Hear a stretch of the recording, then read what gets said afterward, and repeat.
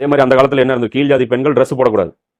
வெள்ளக்காரன் வர்றதுக்கு முன்னாடி இந்தியாவில் இருந்தது என்ன, கீழ் ஜாதி பெண்கள் ட்ரெஸ்ஸே போடக்கூடாது, அம்மனமா சுற்றணும். இந்த குழந்தைக்கு எவ்வளோ வெறி இருக்கும் தெரியுமா? அந்த கீழ் ஜாதி குழந்தையுடைய பெண்ணோட குழந்தை ரோட்டில் அவங்க அம்மா அம்மனமா போகும்போது மேல் ஜாதிக்காரன் உட்காந்து ரோட்டில் அப்படி ஓரமாக நின்று சிரிச்சிட்டு இருப்பான். அந்த குழந்தைக்கு எவ்வளோ கோபம் வரும். இது எல்லாத்துக்கும் காரணம் என்னன்னா, ஆதம் நபியோட அந்த மண் உருண்ட சயின்ஸு அவன் ஒத்துக்காதனால தான்.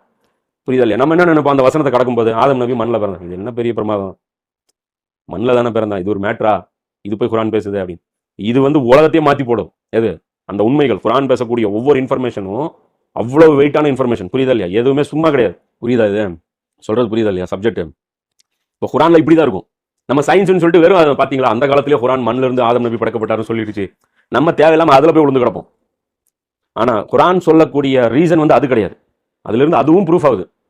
நீங்கள் ரிசர்ச்சுன்னு எடுத்தீங்கன்னா அதுக்கும் குரானை பயன்படுத்திக்கலாம். ஆனால் உண்மையான ரீசன் என்ன குரான்ல? என்ன குரான்ல அந்த ஆதம் நபியோட படைப்பை பற்றி குரான் ஏன் பேசுது? நம்மெல்லாம் சகோதரர்கள், நம்மெல்லாம் ஒன்று தான், ஒரே தாய் தந்தையிலிருந்து தான் வந்தோம், நம்ம எல்லாருடைய மூலம் ஒன்று தான் அப்படிங்கிறது நம்ம ஆழமாக நம்பணுங்கிறதுக்காக குரான் அந்த உண்மையை பேசுது. புரியுதா இல்லையா? அதே மாதிரி குரான் வரலாறு பேசும். ஆனால் வரலாறு முழுசாக பேசாது. எல்லாமே மொட்டை மொட்டையாக இருக்கும், அல்லது ஒரு சீனாக இருக்கும். அதாவது ஒரு வாழ்க்கையுடைய ஒரு காட்சியாக இருக்கும்.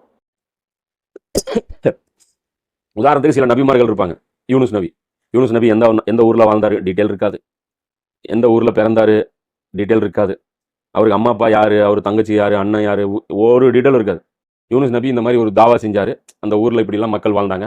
கடைசியாக அந்த மக்கள் இருந்து அவர் கோச்சிக்கிட்டு போனார். மீன் அவரை முழுங்கிருச்சு. கடைசியாக மீன்லேருந்து அவர் துவா கேட்டார். மீன் வெளியே தள்ளிடுச்சு. இவ்வளோதான் இன்ஃபர்மேஷன் இருக்கும். அதுக்கு முன்னாடி என்ன நடந்துச்சுன்னு ஸ்டோரி இருக்காது, பின்னாடி என்ன ஸ்டோரி நடந்துச்சுன்னு இருக்காது. ஈசா நபி பற்றியும் இப்படி தான் இருக்கும். மூசா நபி பற்றியும் இப்படி தான் இருக்கும். மூசா நபி ஃபிரௌன் வரலாறு பேசும்.